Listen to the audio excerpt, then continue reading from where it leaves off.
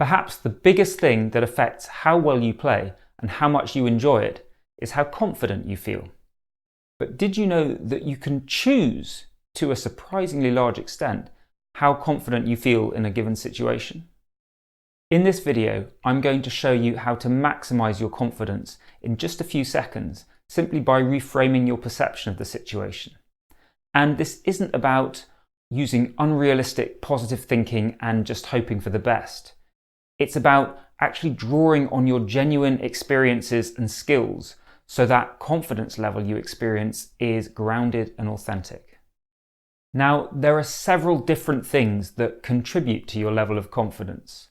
For example, there's your general sense of self-belief and self-worth. There's knowing that you've done the necessary work beforehand, that you're well prepared.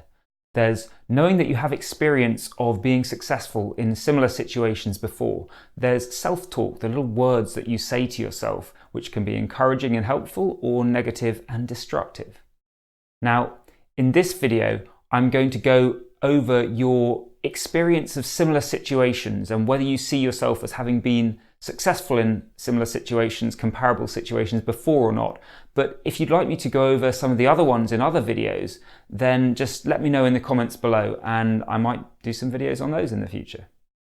Okay, so I mentioned that one of the big things that determines how confident we feel is our perception of whether we've been in similar situations before and whether we were successful in those situations. Now, this is going to happen automatically. Your brain will look for things and it will see, are there similar situations, and then make a judgment on those.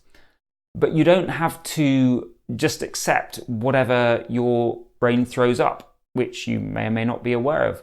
It is something where we can decide to actively step in and consciously search for situations and try and bring forward the helpful ones. So just remember that you don't have to stick with whatever association first comes to mind. You can say, no, let me take a minute and think through this. Is there something helpful that I can call up here and remind myself and go, oh yeah, you know what? Yes, I have been in a situation like this. And yeah, I was pretty good at it. So that's the first thing. It's to really be deliberate about this. And you don't have to think, oh, it's only if I can find one whole experience where everything went brilliant and perfectly. It could be just little chunks of it where you did well. And it could be that maybe you weren't absolutely perfect, but you were pretty good. Find whatever you've got that's going to work for you. And also, don't worry about the fact that you seem to be pushing away any negative experiences where actually it was similar, but you didn't do so well. This is not about denying those and pretending that they never existed. It's just about choosing to focus on other ones instead, because frankly, that's just more helpful for you. And if you'd like a complete system and detailed exercises showing you how to do all this, then check out my course, Unlock Your Performance. I'll put a link to it in the description below. Now, when you've deliberately chosen a particular experience or experiences that you want to use to remind yourself that you've done all right, be aware that actually there's a lot you can do to shape them. It's not simply that every experience has just one interpretation. There's lots of ways you can look at it. And you can also be creative with what counts as similar experiences and what parallels you draw from them. So what do I mean by this? Let's take a look at a few different examples. Say you're stepping up to do a gig that is different, bigger thing than you've done before. And it might be tempting to just think, okay, I've never done this before. I've never been in this situation. There's no past experiences that I can give myself confidence. So that would be one way to look at it. But an alternative way might be, well, where can I actually find some parallels with other gigs? Maybe they were not exactly the same, but maybe one or two of them had this particular aspect. And maybe there's another one over there which was not the same in that way, but had some similarities in another way. So can you start to notice the similarities between past situations rather than focusing on the differences and going, okay, this was different, therefore I can't use this. So that's something you can actively do within particular experiences. Focus on the similarities and use that to say, okay, here are things I've got where I can be successful. But you can potentially go even further and be even more creative in how you use these things.